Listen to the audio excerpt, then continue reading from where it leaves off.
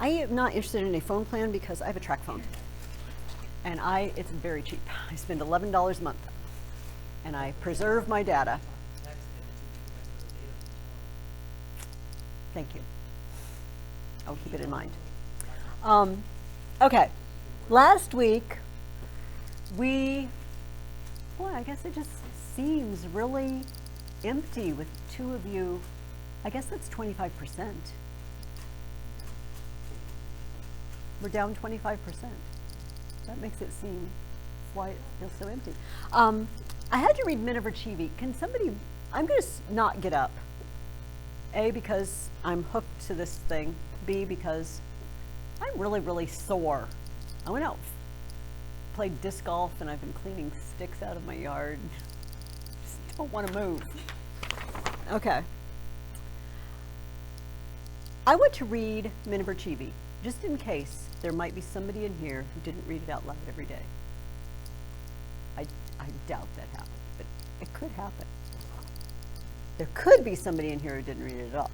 Or there could be somebody who read it once a week ago. So, let's go for it.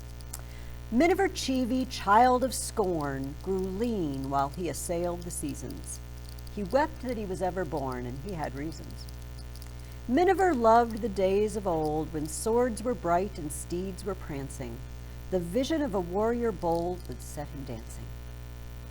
Miniver sighed for what was not, and dreamed and rested from his labors. He dreamed of Thebes and Camelot and Priam's neighbors. Miniver mourned the ripe renown that made so many a name so fragrant. He mourned romance, now on the town, and art a vagrant. Miniver loved the Medici, albeit he had never seen one, and he would have sinned incessantly could he have been one.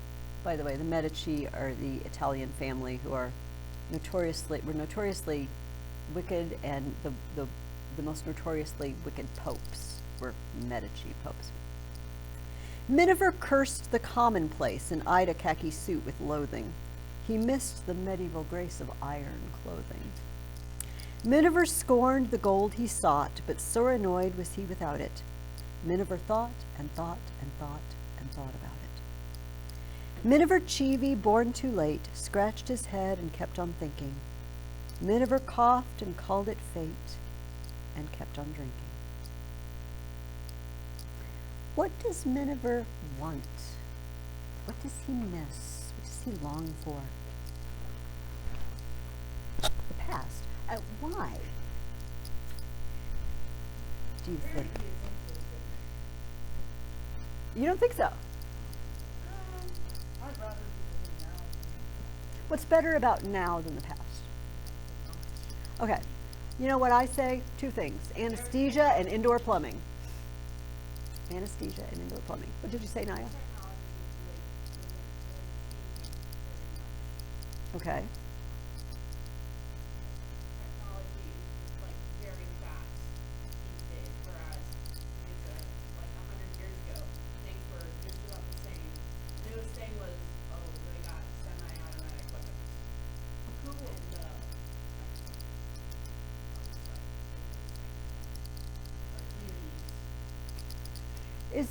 Is there anything that we have lost? So we've gained technology. What have we lost? Everything. Everything. Our livelihood, I'd say our health. People are lazy. Gaining technology, they've also become more, I think, in the health area, they like more obese and shit, and just rely on technology to do nothing. Or say the perfect family, like doing things, sitting around a dinner table, eating together, talking about our day. A lot of people don't do that anymore. Mm-hmm. We've become very dependent on our institutions, and in a sense, we've lost our sense of community. Yes. We have a fake community, don't we, online, that feels like community, but it's not, because you don't really But then owe them anything, and they don't require anything of you. you still feel lonely. Yeah. Miniver seems to want, he talked about romance and art at one point, and he seems to want, I love the line where he eyes a khaki suit with loathing, but he longs for iron clothing, right, suits of armor. Is there anything mistaken about Miniver's view of the past, do you think?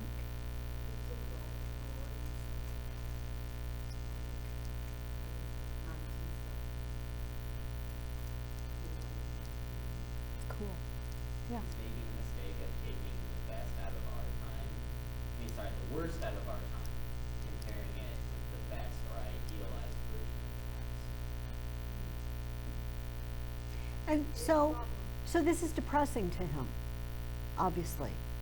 I live in a time, of course this is 100 years ago, so we've been talking about technology and internet and everything, but for the poet here, you know, that wouldn't have been. Cars. If you think about what cars have even done to our, I mean, we're so used to it, but the fact that we travel great distances very quickly changes you. You know what I mean? Rather than, remember Emma? They went to whatever that picnic, and it was 7 miles away or something like that, and she'd never been there. Never been there her whole It's life. all 7 miles away. Wow, 7 miles away. it's a long way to ride a horse. Run 7 miles every day. Yeah, and 16 miles to London.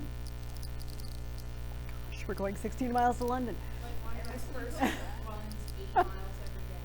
This person, like, she's never traveled that 7 miles. It's like fast. I don't think they jog in Jane Austen. No, they don't. I'm sorry, what were you going to say, Cindy? 32 miles is Oh, yes, I yes. go 10 miles. So, you know, even by the time this poem was written, our lives had changed. No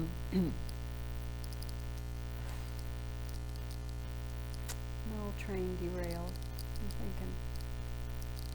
Because Matthew said, I like what Matthew said, that it takes the worst of our time and the best of that time. Oh, and I said that this depresses him. So, if you are dissatisfied in your environment, he's dissatisfied in his time environment, his chronological environment. But we could be dissatisfied with our environment in other ways, right? I don't particularly enjoy living in the Midwest. My whole family are Southern Illinois farmers, but I've had a taste of living out west, and I don't know why anyone lives in Illinois and Iowa, frankly. It's stinking hot in the summer and humid, and then it's nasty in the winter, and then but I've made my peace with it because my husband works here and this is where I'm going to live. So you might be dissatisfied with your environment in various ways. What are your two choices? Two main choices.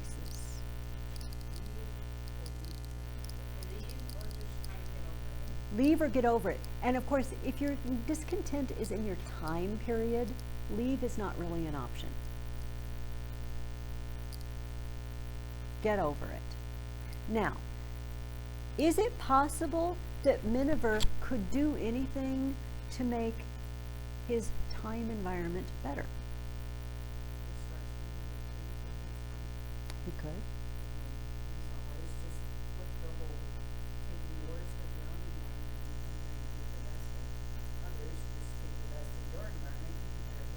Okay.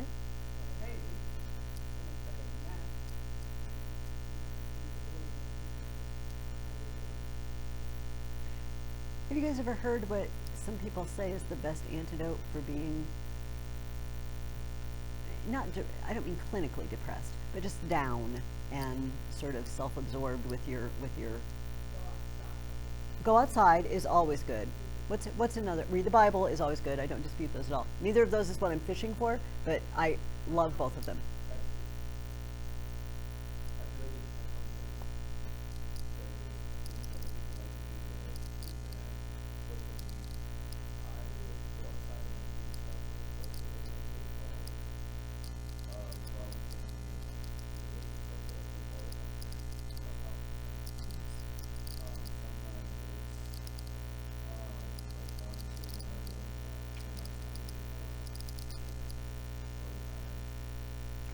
I don't dispute any of those, and I use all of them on occasion.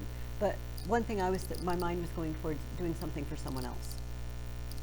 You know what I mean? Just get out of yourself and do something for someone else.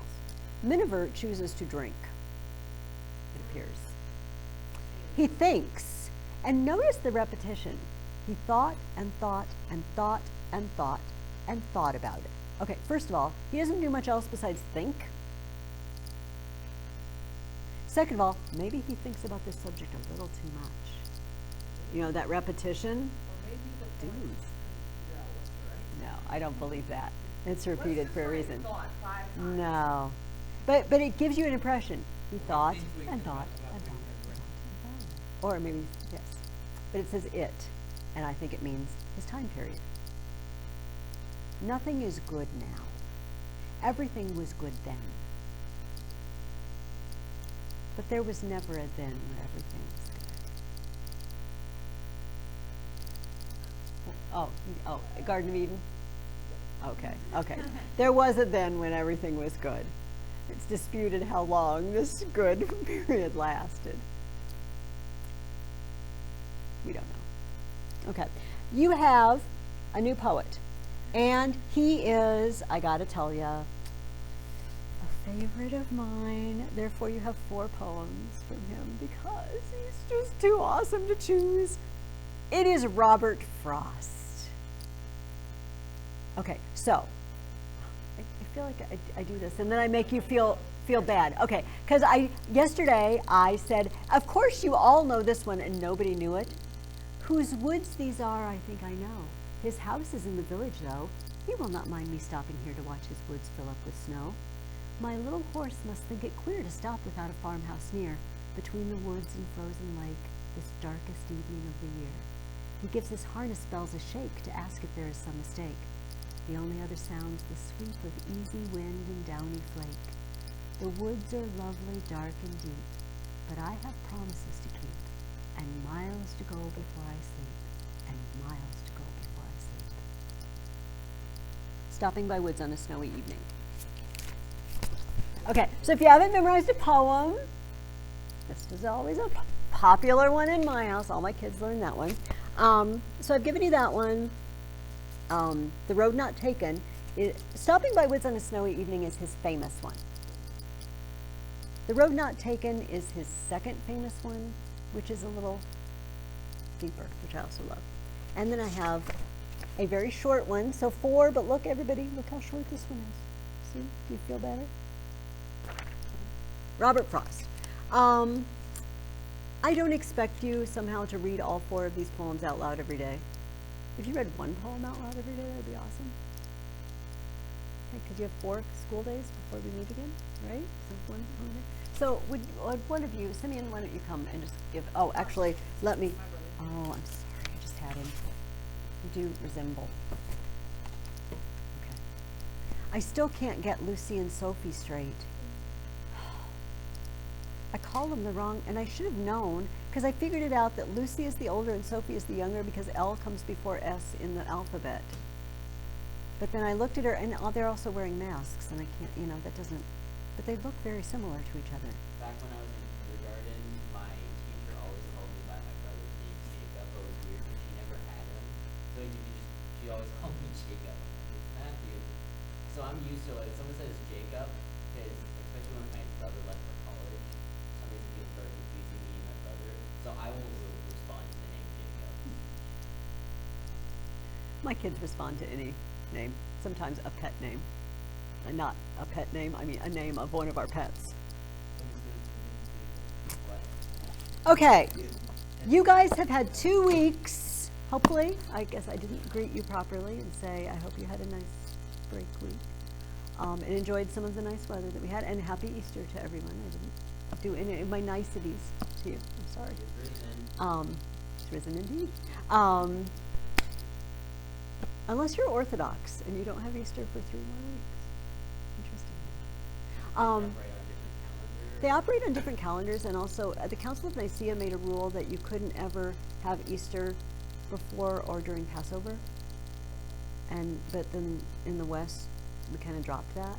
and this past Easter coincided with Passover. And they always wanted, the early church always wanted Easter to follow Passover because the resurrection followed Passover.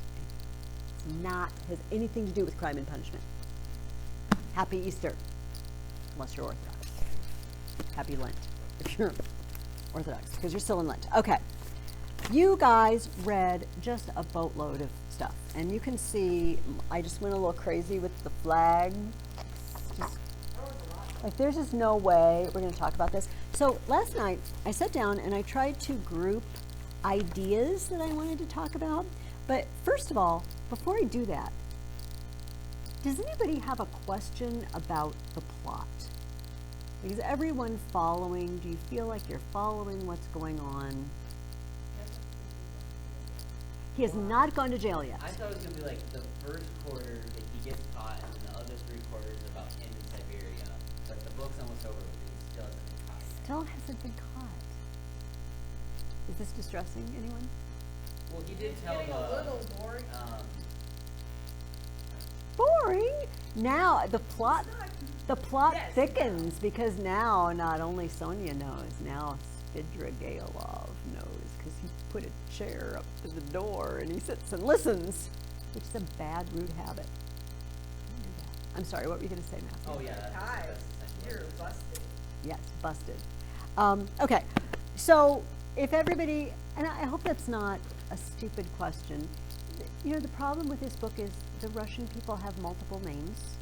So sometimes you read like, who's this guy? It would be nice if they had a list. Maybe next time I teach this book, I should have a list of everybody's, like all the possible names they might be called. But sometimes it's just confusing, you know, you lose track of characters. But if everybody feels like we're A-okay on the plot, the first thing I wanted to talk about is that ideas have consequences. There's a famous book by that title written in the 50s, I think, by a man named Richard Weaver. And it's all about the fact that when we believe something is true, when we teach a certain philosophy, it has a consequence, right? So if you believe that human beings are naturally good, you are going to raise children in consequence in a certain way. If you believe that all children are naturally sinners, you will raise them in a different way, right? If they're naturally good, the consequence is, well, we should just kind of let them be free and choose their own path, and it'll all work out. And if you believe that their path will be bad because they're a little sinner, you will do something to correct their path, right? It has a consequence in how I behave. And it's interesting to me, we've met a lot of people in this book with ideas. One is, I'm going to skip around a little bit. One is, at one point, Razumian, his friend, said he had been hanging out with his police friends. And he says, I was fighting tooth and nail with them and wanted you to help me. I told them you were coming. It began with the socialist doctrine. You know their doctrine. Crime is a protest against the abnormality of the social organization and nothing more. And nothing more. No more causes admitted. And he is skipping down. He says, everything with them is the influence of the environment and nothing else. Their favorite phrase. From which it follows that if society is normally organized, all crime will cease at once, since there will be nothing to protest against, and all men will become righteous in one instant. Human nature is not taken into account. It is excluded. It is not supposed to exist. Recall that I told you that Dostoevsky, early in his life, flirted with this socialism, all right, and went to Siberia for it, for 7 years, 9 years, something like that. Idea with a consequence, number one. Does crime really exist? Have you ever heard someone, like a modern argument, about what we should do with criminals? I'm not asking that question very well. Jacob, do you think you know what I'm driving at? What are you thinking? Tell me, give me some feedback.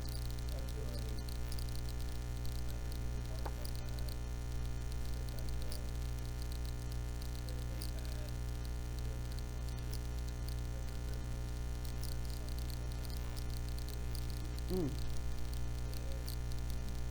People that are close to people that are close to people that got wrong get into the mindset of they shouldn't be so harsh on them Mm. because people getting wrong treatment happens every day. Mm. Mm-hmm. And like 80% of them don't get out. Like they just stay in jail. And people get into arguments of well, some people say, oh, well, we should put them in like rehab, not just send them to jail.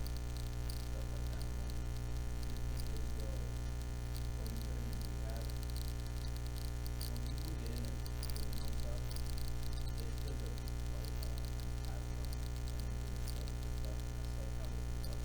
Mm-hmm. And if you're raised like that, rehab is not gonna be Mm. not saying it never will, but I've seen a lot of people get put through rehab, I feel like, and right when they get out, they go right back. Mm. That's all they know. Mm-hmm. They don't know how to live. Mm-hmm. That's how they grew up. And like again, like we were getting to the argument, I'm like, really, this is gonna make it worse by trying to change when you're a criminal. Like just accept it and just accept the fact that how we treat you. Because criminals that are rightfully accused, like they actually be a cause of what they did. In a court state or like if they're going to jail for life, they're going to jail for life. There's no changing it. I don't understand why people get upset about somebody going to jail for murder. Mm-hmm. I'm like, they really just killed somebody for no reason. Like people have killed each other for reasons. Mm-hmm. Mm-hmm.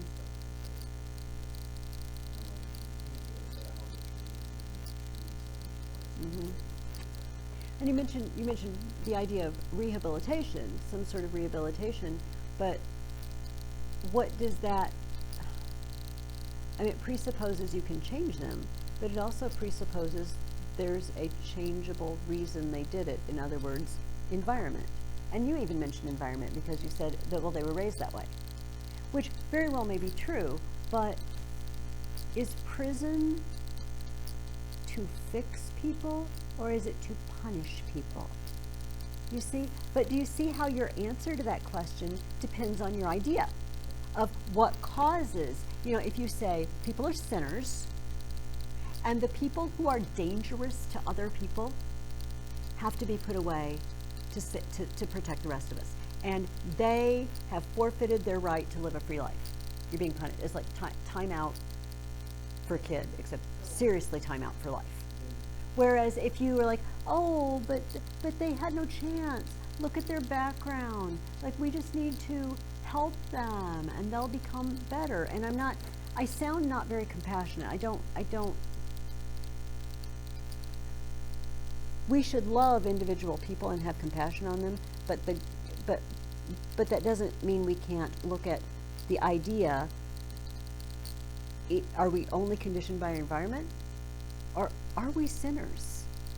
You know, Christians have a different answer than society to this question, and so, but it affects our penal system. You know, our system of prisons and everything, doesn't it?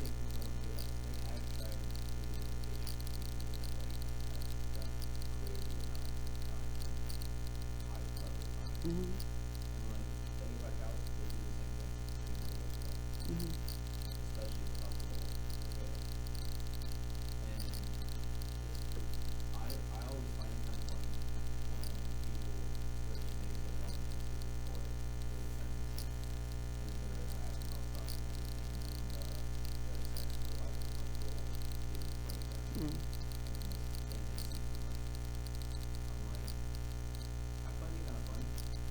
Obviously, I feel bad for him, but I'm like, you knew what you were getting yourself into. Okay, yeah.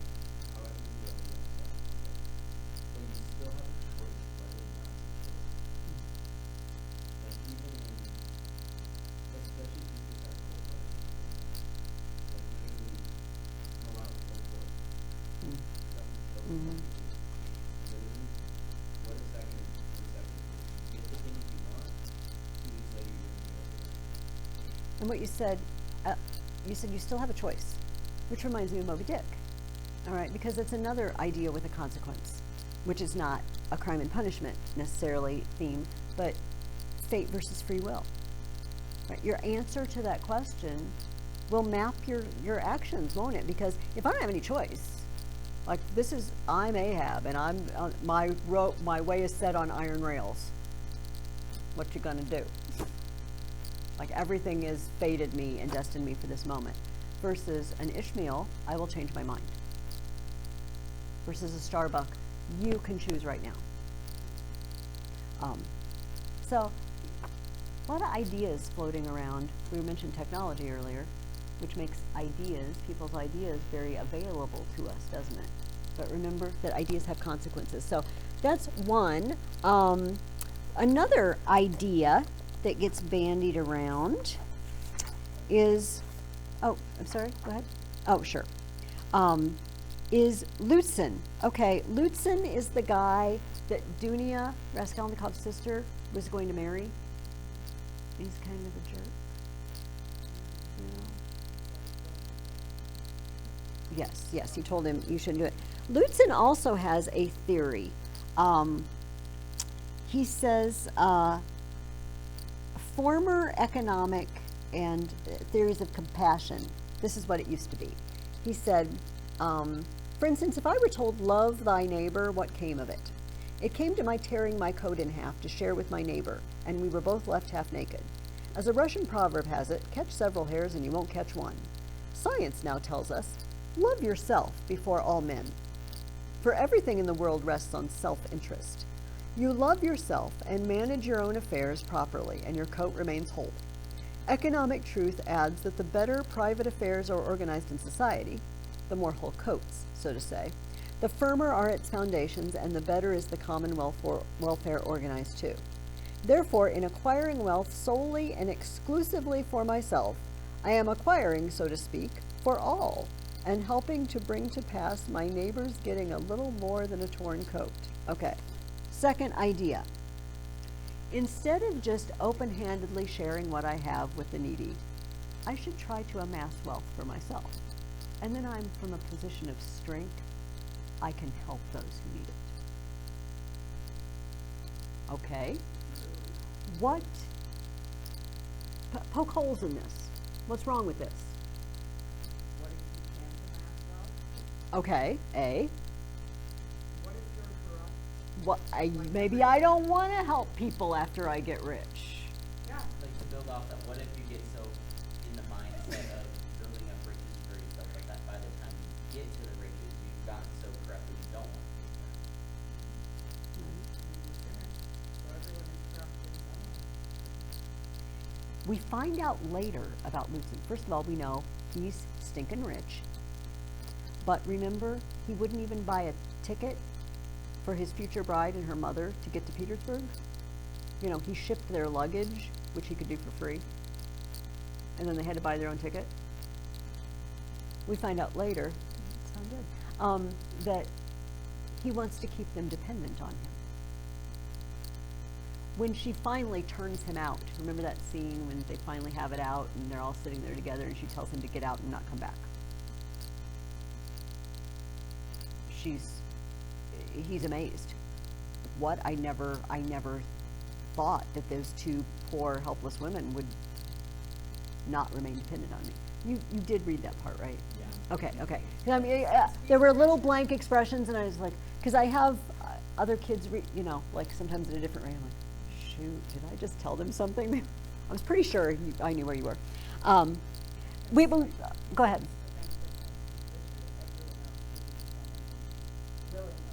Yes.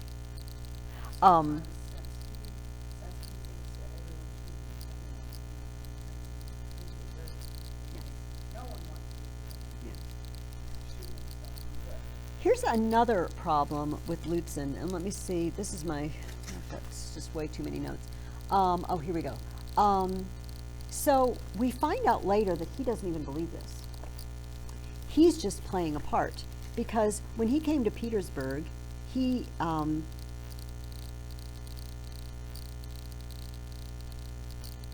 had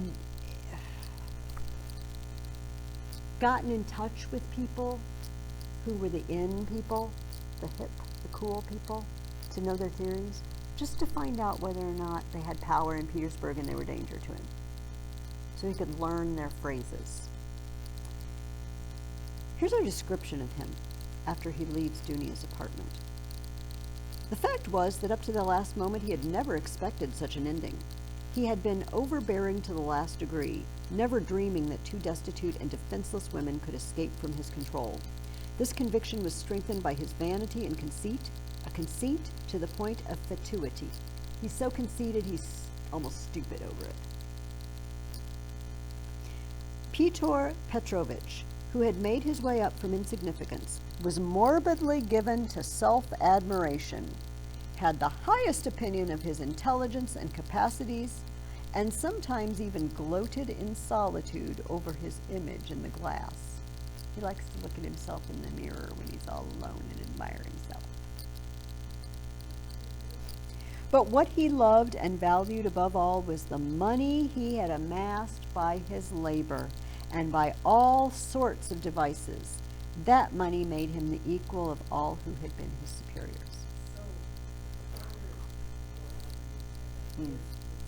Yes, yes. Pyotr Petrovich Lutzen, yes. No, that's Porfiry Petrovich. Okay, they're both a Petrovich, which All of their Pyotr last names end in Vich or Ov. Ovna. Except at Razumian.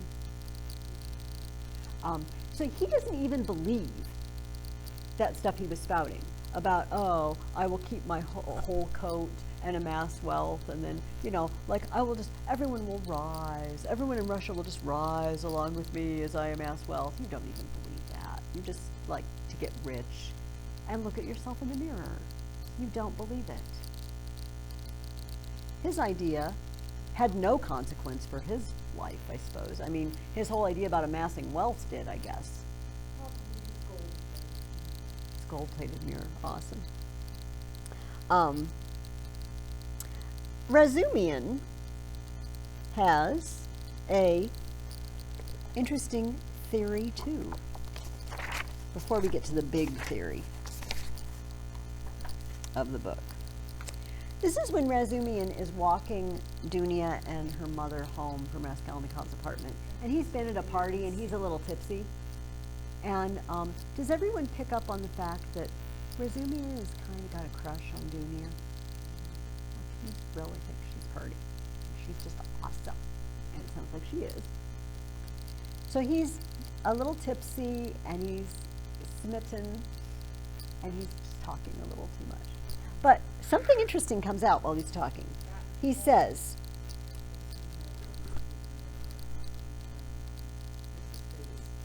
oh, yes, yes. Oh, put Razumian and Mrs. Bates in a room together and see what happens. Or Miss Bates. Okay. He says, you think I am attacking them for talking nonsense? Not a bit. I like them to talk nonsense. That's one man's one privilege over all creation. Through error, you come to the truth. I am a man because I err. You never reach any truth without making 14 mistakes, and very likely 114. And a fine thing, too, in its way. But we can't even make mistakes on our own account. Okay, so he goes on to talk about something else, but I want to stick with that. It's good to make mistakes. Okay, what is his argument? Why is it a good thing to make mistakes?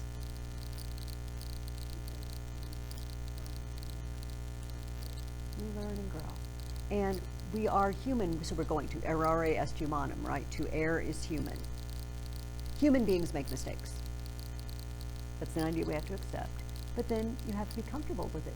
But do you see, what is the consequence if I say to myself, I'm a human being, I make mistakes, and if I'm wise, I learn from them. How is that going to affect my actions versus someone who says, I'm terrified of making a mistake? Make mistakes and not even think about it. Just be like, whatever, I'm going to learn from it. Okay. You don't even care that you're making mistakes.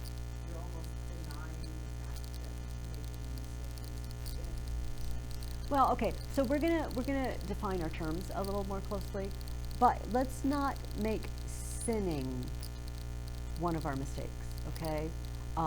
Let's make it things that don't fall into the realm, a moral realm, okay? Because yes, we should like not have a cavalier attitude towards sin. We are going to continue to sin as we live here in this body, but presumably as Christians we will do it less and less and less as we become more sanctified, okay? But let's delineate our mistake world into things that wouldn't be counted as sin. So I have one person who says, well, it is possible I may make a mistake because I am human, and that's going to happen sometimes, but if I do, I will learn something from it. And we have another person who says, I am absolutely terrified of making a mistake. Tell me, compare those two people's lives for me. Like, how are they going to go through life? The one who's afraid of making mistakes will be very timid and not very active.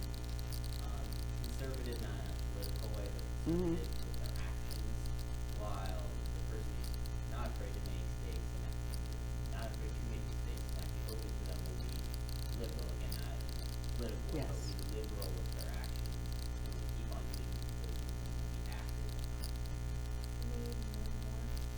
And may learn more. It is possible that if I try to do something and fail, I may end up better off than the person who was afraid to try. Okay, in a non-sinful situation. No. Some people have just a personality where you just don't want to make mistakes, you know, but it can be paralyzing. Making mistakes is fun until it makes you non-proactive. Yes. No, and you know, there's a balance, right? Between I'm wholeheartedly just not even going to care. I'm just going to slop something together and it's probably going to be wrong. Don't care if I make mistakes or not. That's not the attitude I really am focusing on. It's more, if I do this thing that I'm not real familiar with, I risk making a mistake. But next time I do it, I will know better. And the alternative is don't do anything. Anyway, but do you see how the idea has a consequence for how you'll live your life? Well, we met one huge idea, Raskolnikov's idea. Can any of you sum up for me what his article was about? What, when he confesses to Sonia, he describes it? What is his idea? That great men inherent by fate or destiny, whatever, like his example is Napoleon. So he gave the example of if someone were to appointed, wage multiple wars, cause millions of death and destruction. Most people like, you can't do that, that's not okay. But Napoleon did it and he has monuments erected for him. So his theory is as long as you're one of these great people destined by fate, you can do whatever you want. It take anything out of the way. Rules no longer apply to you. So have you, yes. So here's Raskolnikov's problem. And so the first time he mentions this is when he goes to the police station. Let me find the. Hang on. Hang on. I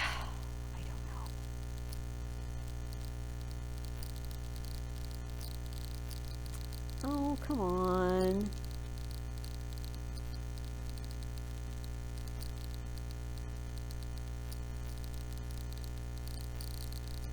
I can't find it. What? Okay, well, I'm gonna just not find it. Don't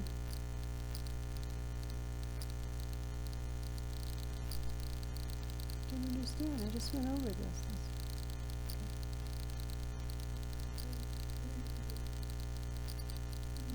Yes, I'm going to have to. So, like Matthew said, if you are one of the special people, Okay, do you remember 2 weeks, this was 2 weeks ago now, but it was in your first section that you read. Very early in the book, Raskolnikov was thinking and he said, what do people fear the most? Taking the new step, doing the new thing, okay? Raskolnikov is the part I can't find which page it's on, was talking to in the police station and they were saying, oh, we read this article of yours, can you expound? And they asked him a couple of questions.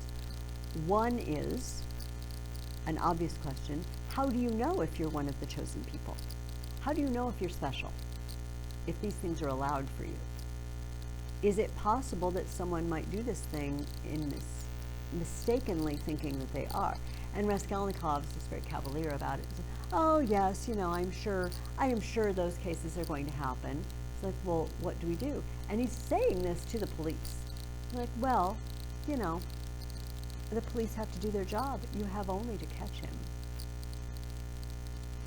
It's your job. And then there's punishment awaits him, prison and probably his conscience. Okay, so he's admitted it is possible to mistake yourself for one of these special people and not be one. Then the other question that the police worry about is like, are there a lot of these special people that are allowed to do whatever they want? It's like, no, it's very rare. I'm sorry, what did you say? Kristen?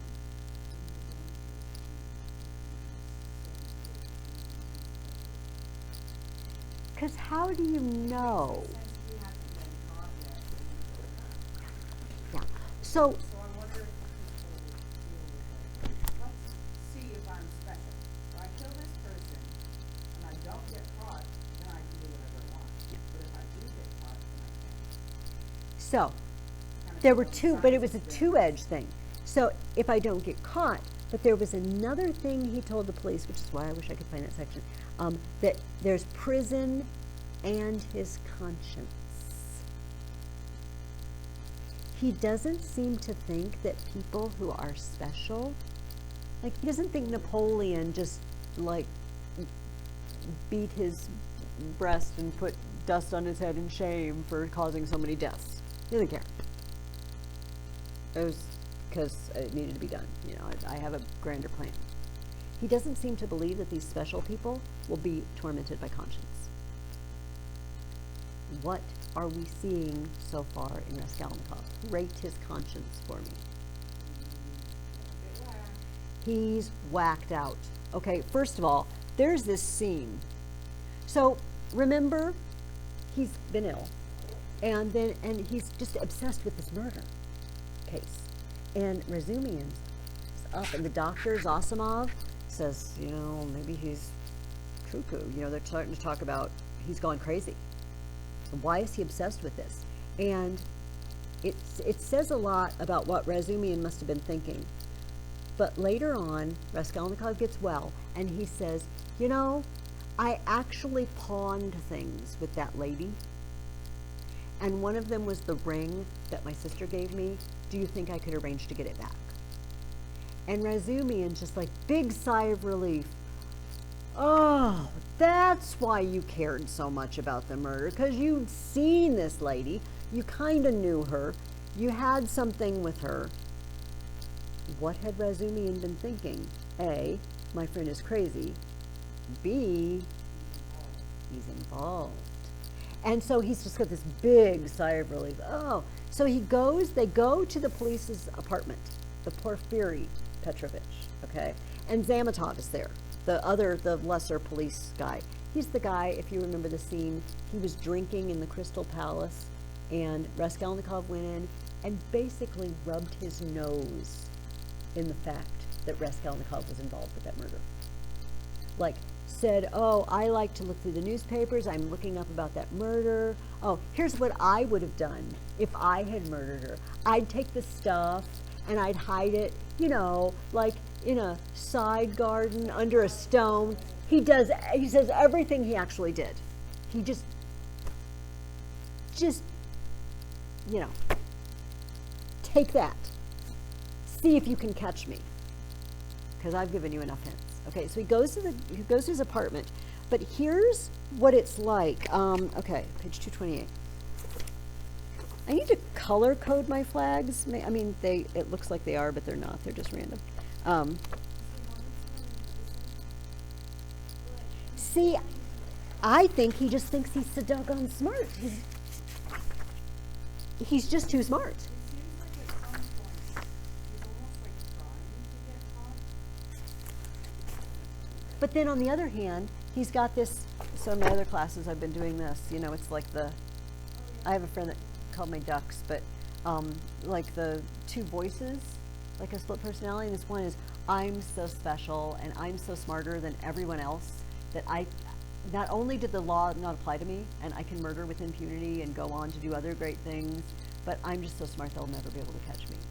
But then there's this other side. And so here's the other side, yes, talking. So this is his inner, like he's not saying any of this, but this is his thought when he's in the apartment.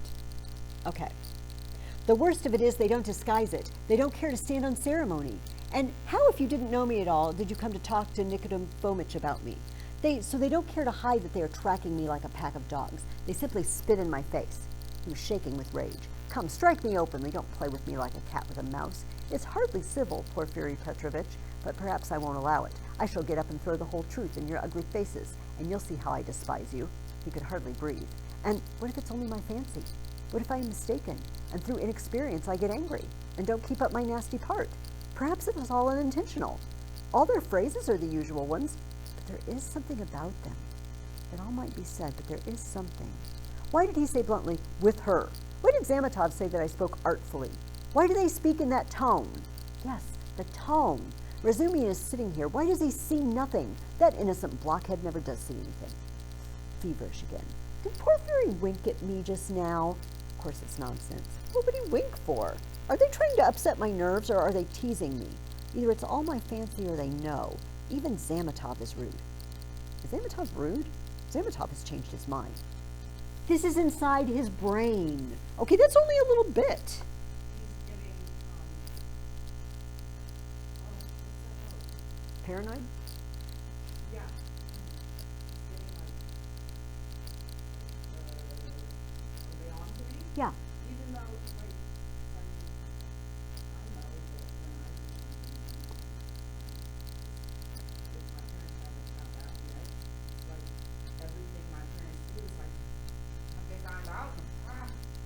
So, Karsten, I'm afraid you might not be one of the special people. We none of us are. Because the rules do apply, and conscience does come back to bite one. And so he's already experiencing it. This is only one example. You know, we could go through, I'm sure, a bunch of these flags or examples of this, of him second guessing. It does not help when you go out on the street and some total stranger has been asking where you live, and you go up and ask him what he wants, and he says, "You're a murderer." Okay, so he is the other painter. And he was there the day that Raskolnikov went a little cuckoo and went back to the apartment and said he wanted to rent the apartment and asked if they'd washed out the blood. Which just doesn't seem like a good idea. Not real up on how you behave after you murder people, but I feel like going back to the scene of the crime and inquiring about the blood is... How is he supposed to know that it was there? Yeah. Those are the papers. This is true. This is true. Because there are details the police don't release. Yes. Yes. I have an idea. Because apparently the matter being about something very good about it, and he was going to now I'm like, okay, I'll sit right away. I told him that I didn't put my neighbor's house to the cop. So we showed up to the cop's house. And it was like, he did not like me. I was going to come. He opened the door. He said, "Where's Jacob at?" He said, "Why?" He said, "Because we're going to fight." And we found out he said, "What did he do?" He said, "Nothing." He just said something about my brother. He paid for it. So I started walking over and they were like, I started to look at him like, "Oh, that's my neighbor." He's like, "Oh, okay, stop." He's like, "Oh."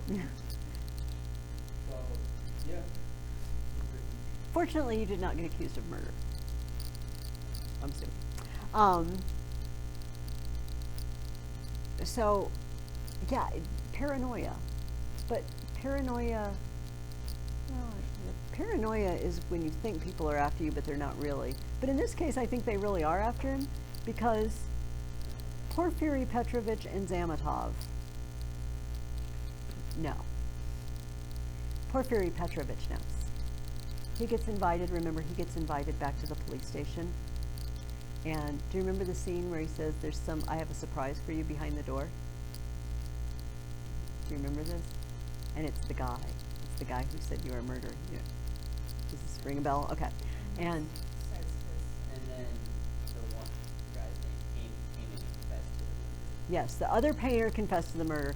But then the first guy came and found Raskolnikov in the street and said, I've sinned against you.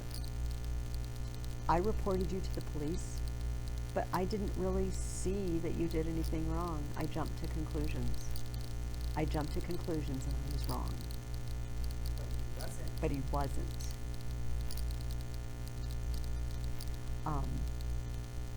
Yeah, so at one point, I'm just going to quote things. You're just going to have to trust me. So sometimes I'll look things up. But at one point, he's talking to himself in one of these fits of paranoia. And he says, I'll never forgive the old woman. And this is not very long before he has a dream. Do you remember? We talked about the horse dream, the guy beating the horse. There's another dream where he goes to the apartment and he beats the old woman with the axe, but she's hunched over and she's shaking, and he realizes she's laughing. She's laughing at him. The old woman is laughing at him. Why, first of all, why do you think the old woman laughed?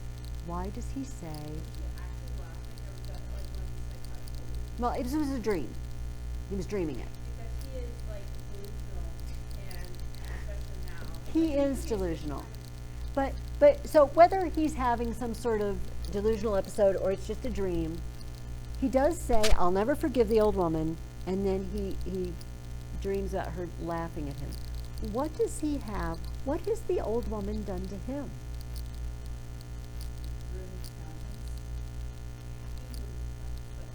And what does a ruined conscience indicate to him? Think about this. I'm not one of the special ones. Oh my gosh, I'm not one. I thought I was so brilliant. He is shocked too. Sadly, he is shocked. I never expected conscience to get the better of me. I expected to be cool as a cucumber, as they say, and go to the police and just wave it in their faces and get away.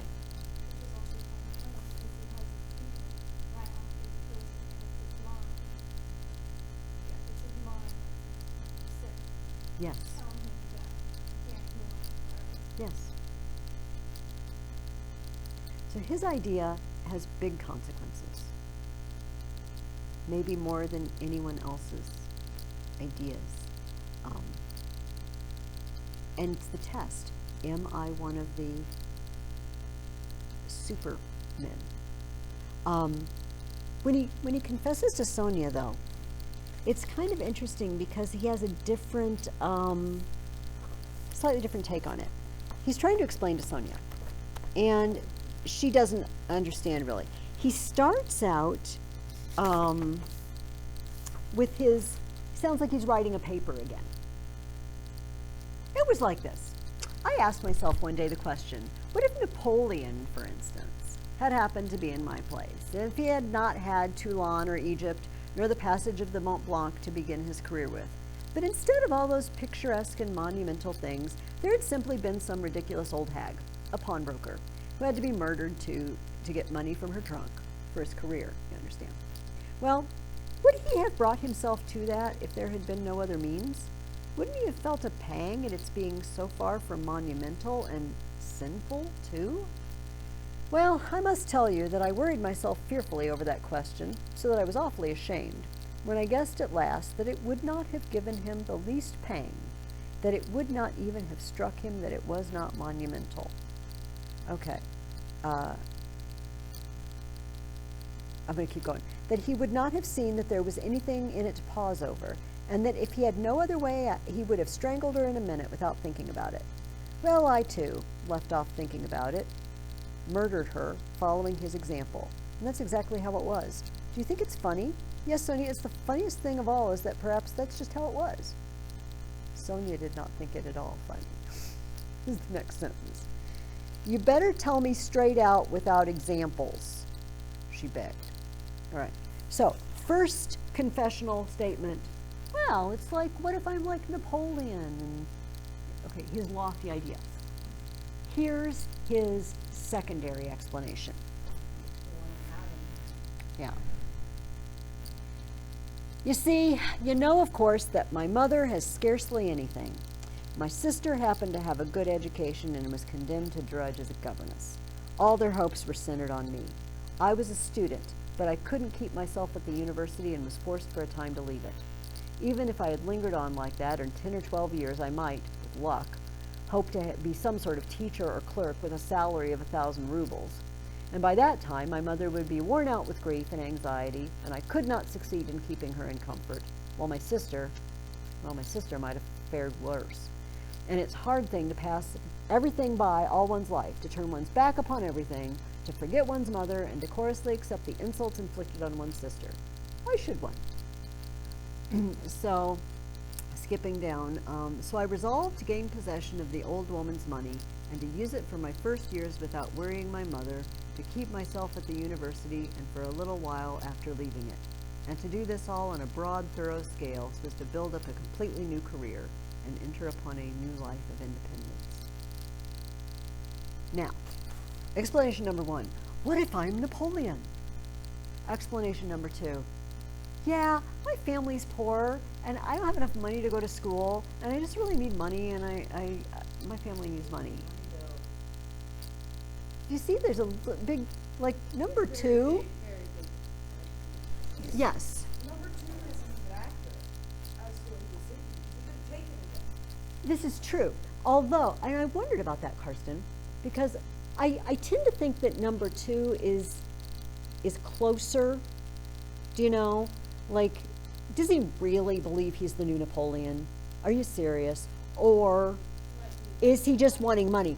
And I got thinking about that because Karsten's right. He doesn't use the money. But he did tell Zametov, I think it was that when he was rubbing his nose in it, he said, well, what I'd do is I'd hide it under the stone and I wouldn't spend it right away. I'd leave it there for a while because, you know, if he suddenly comes into money, it will rouse suspicion.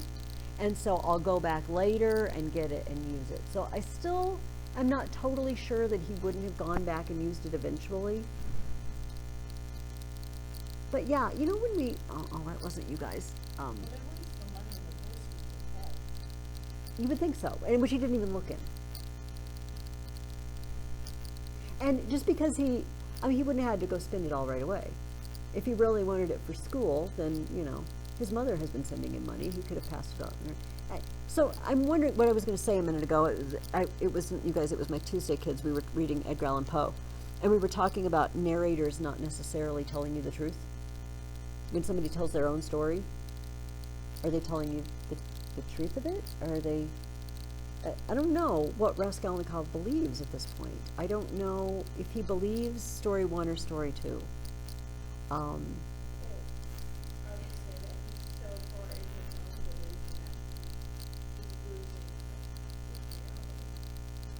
So he doesn't know anything.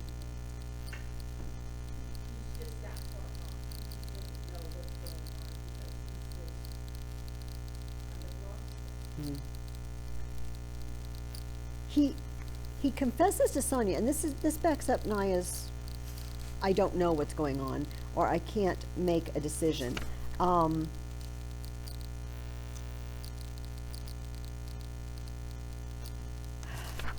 me find, okay.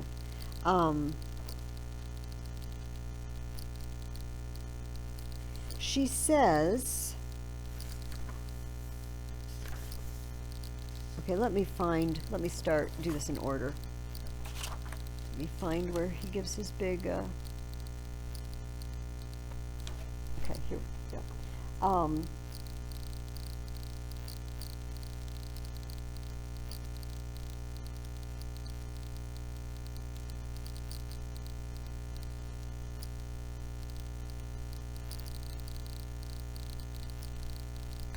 Sorry, just a second. Oh, okay, this is where I wanted. All right. So he tells her, this is before the explanations that we've been talking about.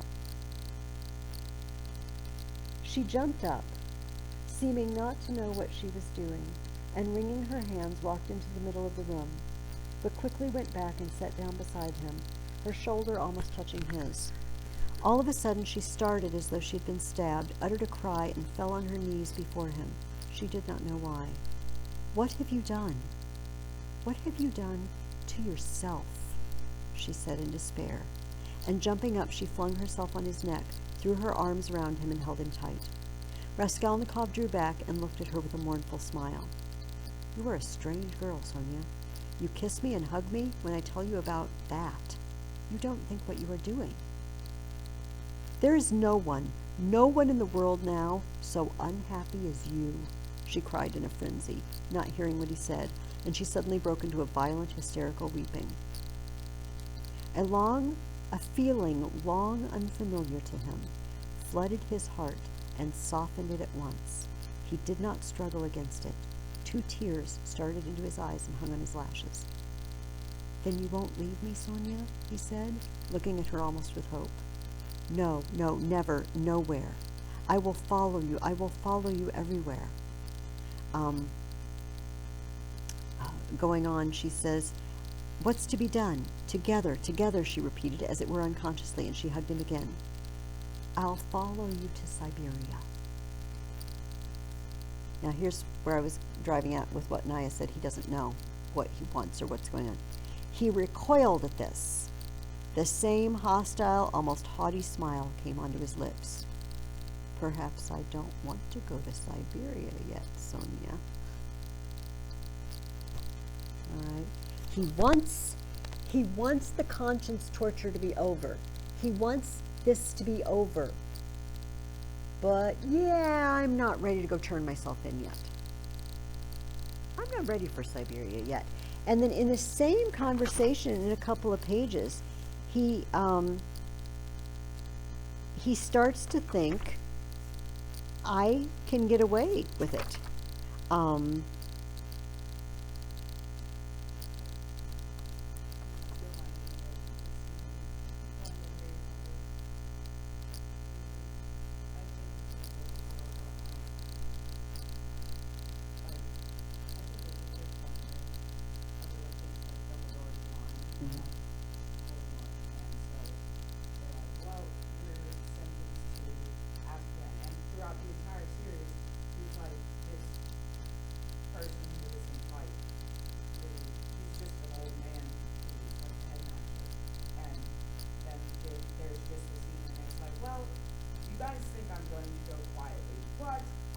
Yes.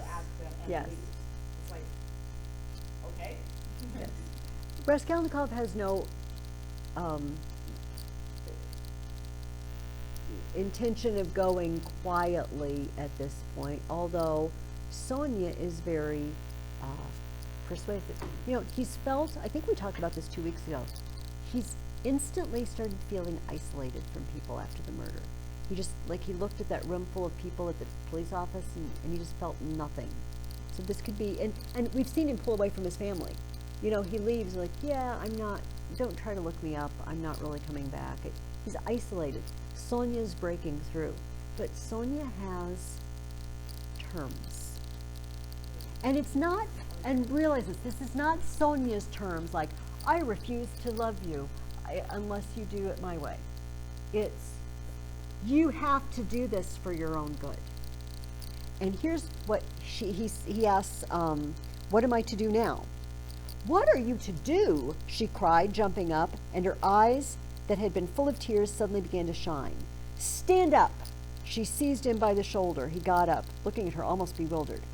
Go at once, this very minute, stand at the crossroads, bow down, first kiss the earth which you have defiled, and then bow down to all the world and say to all men aloud, I am a murderer, then God will send you life again.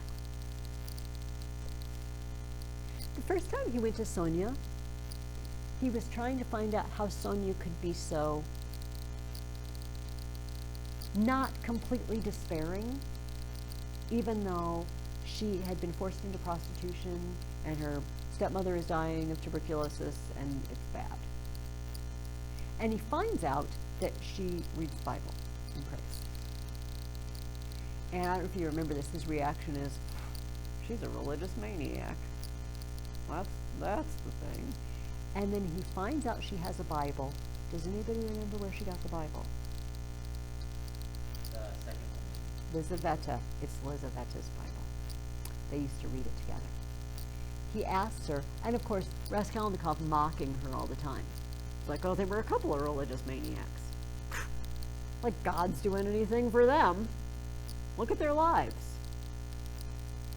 He asks her to read from the Bible, and she says, but you don't believe. He's like, well, read. What story did she read? God will send you life again. You bow down and kiss the earth. This reminds me of God saying to Cain, the earth cries out, the earth that soaked up your brother's blood cries out. The earth cries out. So it's like the earth cries out against you. You have murdered, you have taken the image of God away. You kiss the earth, and then you bow down to the world and say, I am a murderer. And God will send you life again. Those are tough terms. And the two voices are still having their conversation in Raskolnikov. Because she says this here, and on the very next page, he says, don't be a child.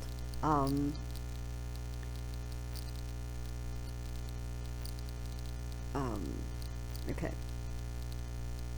Why should I go to them? You know, the police, the world in general. Don't be a child, Sonia. It will be too much for you to bear. Too much, she repeated, holding out her hands in despairing supplication. Perhaps I've been unfair to myself, he observed gloomily, pondering. Perhaps, after all, I am a man, and not a louse, and I've been in too great a hurry to condemn myself. I'll make another fight for it. A haughty smile appeared on his lips. What a burden to bear, and your whole life. I shall get used to it, he said grimly and thoughtfully. Listen, he began a minute later. Stop crying. It's time for me to talk of the facts. And then he informs her that the police suspect him and they're on his trail. It's that close, right? And what is it about Sonia that has that power for him? Okay, his mother couldn't reach him. His sister can't reach him. Razumian can't reach him. Why do you think Sonia can even get him to waver a little bit? Where he's actually entertaining putting an end to this and turning himself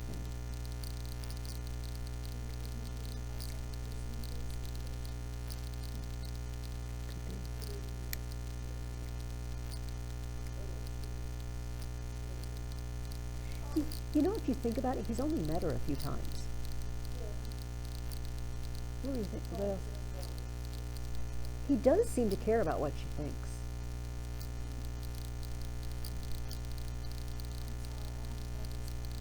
Oh, that's fine. That's fine. I'm sorry that we're giving you all sorts of spoilers.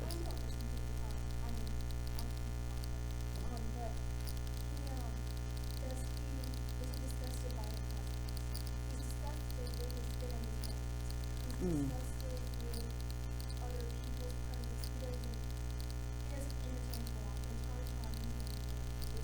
Yeah.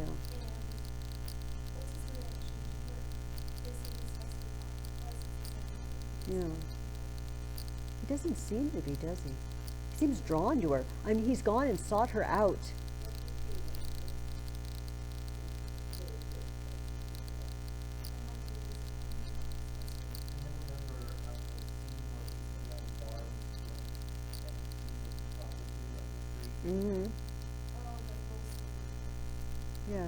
Yes. He somehow he feels drawn to her terrible condition. Also, I wonder, you know, she's sort of like the symbol of humility here. She's just so humble. She's just not pretending to be anything. Yesterday, my kids yesterday didn't read as much as you did because they didn't have a break, you know, so they just read a fourth of it instead of a half. And we talked about the remarkable number of people who are pretending to be something they're not. Like Lutzen was trying to pretend to be all up on the latest theories in Petersburg when he really didn't know anything about it and didn't care.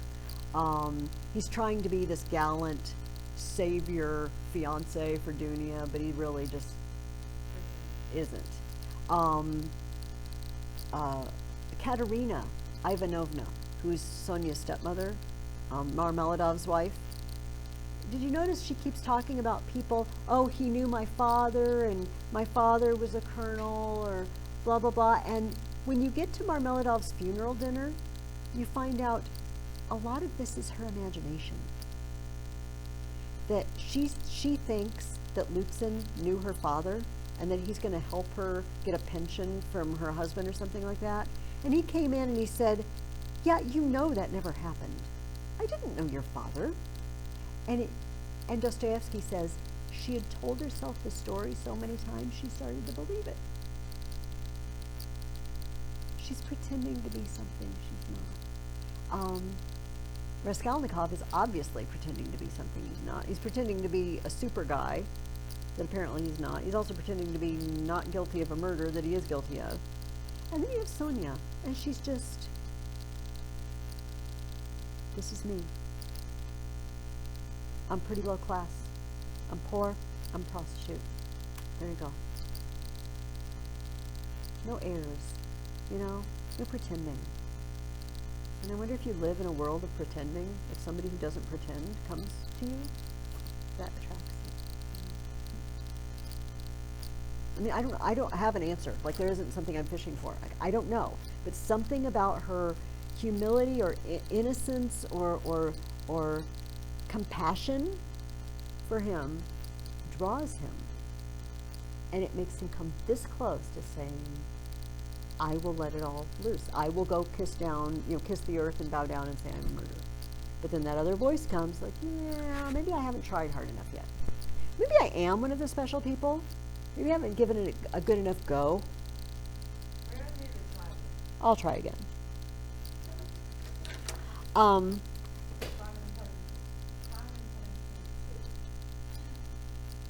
Okay, it's almost like all my other things that I had that I wanted to specifically talk about, we talked about. So we're going to go to this now. So Svidrigailov, he plays a big part in this because at the end, this is a spoiler. At the end of your reading, okay, first of all, does everybody understand who this Svidrigailov guy is? Because he just sort of popped up. It was at the very end of your reading 2 weeks ago that he was just standing in the door. No, that was the end of my anyway. He was suddenly showed up at Raskolnikov's apartment, standing in the doorway. Svidrigailov, yeah. Do you remember who he is, Karsten? Okay. Svidrigailov is the guy who used to employ Dunia as a governess, and he was chasing her around and propositioning her. And then his wife found out, and she spread a bunch of bad things about Dunia.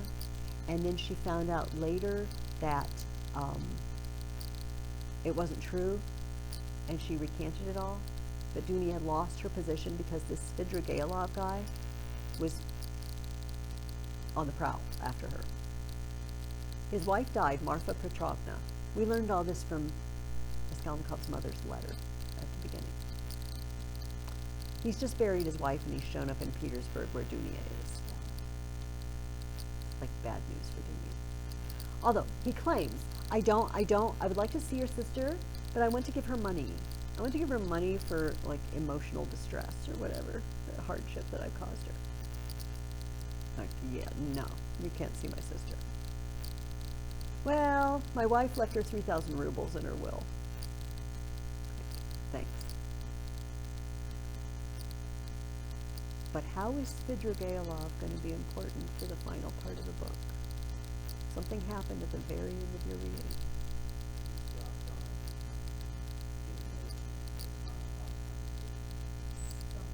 Eavesdropping.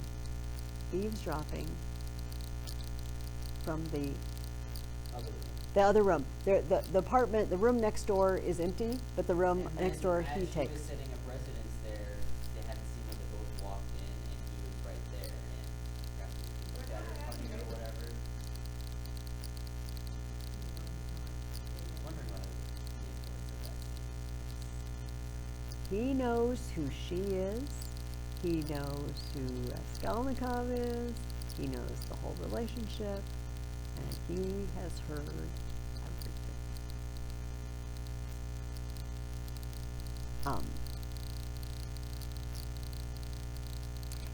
When we first see him, since he's going to be a big character for the rest of the book, it's interesting. Back to our ideas have consequences. He introduces himself because, Raskolnikov and he had never actually met. He just knew about this guy from his mother's letter and, from rumors. He says, kindly tell me, talking to Raskolnikov, what there was particularly criminal on my part in all this business, speaking without prejudice, without common sense. Raskolnikov continued to look at him in his silence. And what did I do wrong? That in my own house I persecuted a defenseless girl and insulted her with my infamous proposals? Is that it? But you've only to assume that I too am a man, in a word, capable of being attracted and falling in love. Then everything can be explained in the most natural manner. The question is, am I a monster, or am I myself a victim? And what if I am a victim? In proposing to the object of my passion to elope with me to America or Switzerland, I may have cherished the deepest respect for her, and may have thought that I was promoting our mutual happiness. Am I a monster, or am I a victim?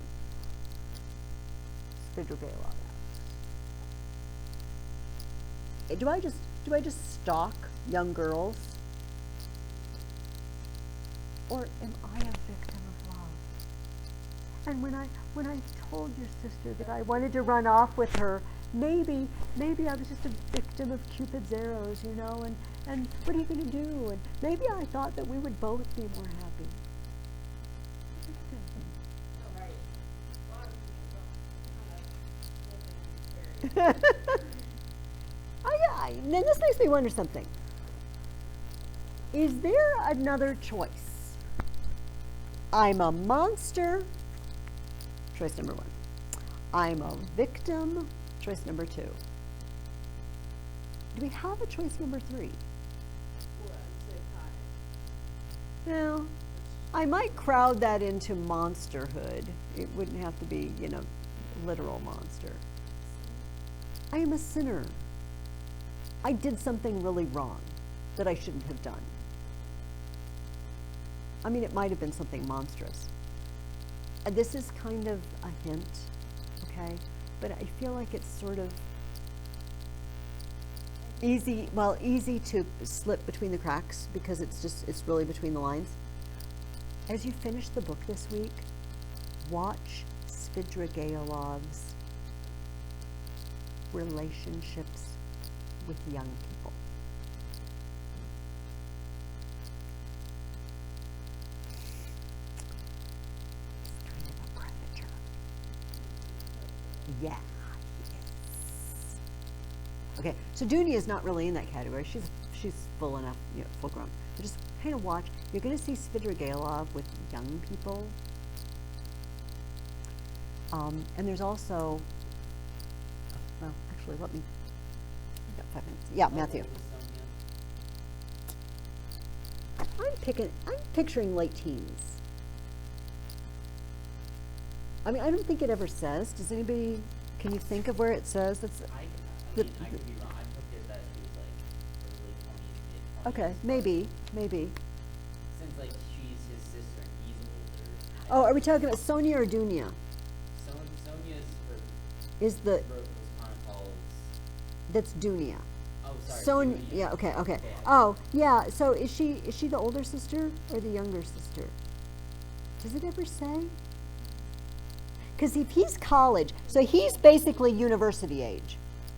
Because he left so I'm thinking but he's been out. So I'm thinking he's somewhere between 21 and 25, I'd say. So I don't know. Maybe she's somewhere in that vicinity too? I don't know. That's a good question. I can't even, for some reason I picture him as being older, but I don't know why.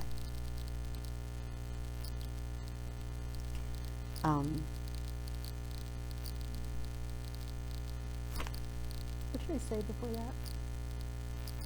I've recorded myself. Predator, Svidrigailov. Oh, okay. I'm on it again. Okay, I want to go back to that interview with Sonia where he's confessing to her, okay? And he wonders, actually this is the first interview, it's not, oh yeah, I want to go to the first interview. Okay. Never mind.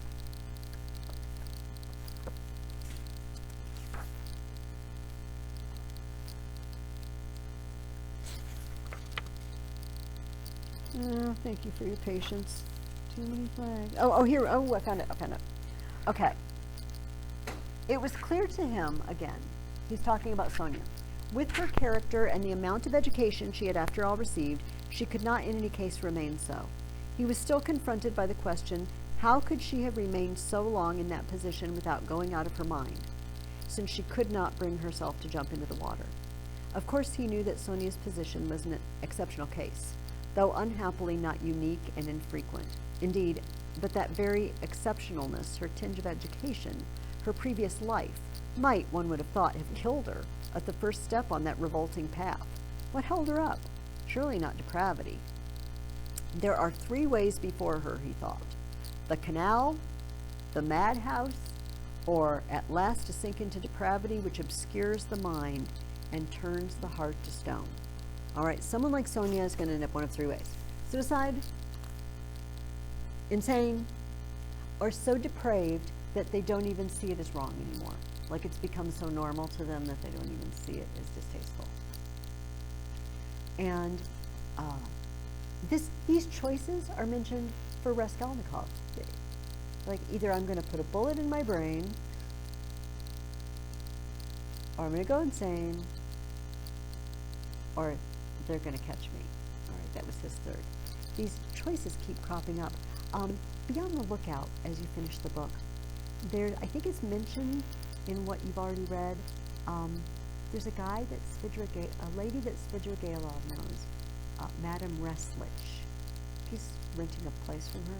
Anyway, Madame Reslich's daughter jumped in the canal, committed suicide. We're not told why initially. Be on the lookout for any mention of Svidrigailov in that. Svidrigailov is a predator. He's a predator who now knows that Raskolnikov is guilty of murder. Now, he's got choices too, doesn't he? He'd go straight to the police and turn him in. He is of different things, but I think more importantly, Naya, what does he get out of it if he just turns her in, or turns him in? Nothing, but Because it'll only be so long before he realizes who he is. yes. Imagine that you have dirt on someone else. It's serious dirt too. It's dirt that will put them away. And you happen to have a thing for that guy's sister. See where I'm going? If I don't get your sister, you're going to Siberia. Blackmail.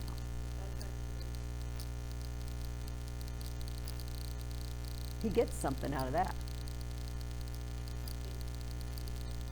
Because the guy could kill him, This is true. and he'll just say, "You had a One of my students, yeah, one of my students yesterday asked, well, why doesn't Raskolnikov just kill him? I mean, he would be serving very good. He's a shay. He's a predator. Yeah, He's trying to take my sister away. yeah. And he's knocking off all hope of me being one of the special people, you know, by outing me. So they were asking yesterday, well, he's already axe murdered 2 ladies, but Well, then like, he's seen as great in society. yes. So he would be a hero. Maybe. All right. Well, for next week, I would like you to finish the book. So, how far are you, Gabby? I mean, are you going to be able to finish it? Do you think? Okay. Okay. And read Robert Frost. And what I'd like you to do. So, I'm going to look at your papers. You may see them next week. You may see them before. I mean, you will see them next. You may see them next week. You may see them before that, though. I would like to start, and this is probably going to be our last big paper that we're going to write together because we only have a few weeks left. And obviously, I'm not going to ask you to write a paper on the last thing we read, you know, because it's not really fair. So I would like, we're all going to write on the same topic this time. It's going to be one of our lost tools of writing style, should someone have done something, okay? What? Yes. And but you're not going to write yet. But here, I'll tell you what I want you to do. But I'm going to tell you the question. Should Sonia stick with Raskolnikov or support him? I was trying to figure out how to phrase it. You know, like she could turn on him and turn him in. She could run away screaming into the night. Or she could, as she said she wanted to do, I will follow you to Siberia. Should she do that?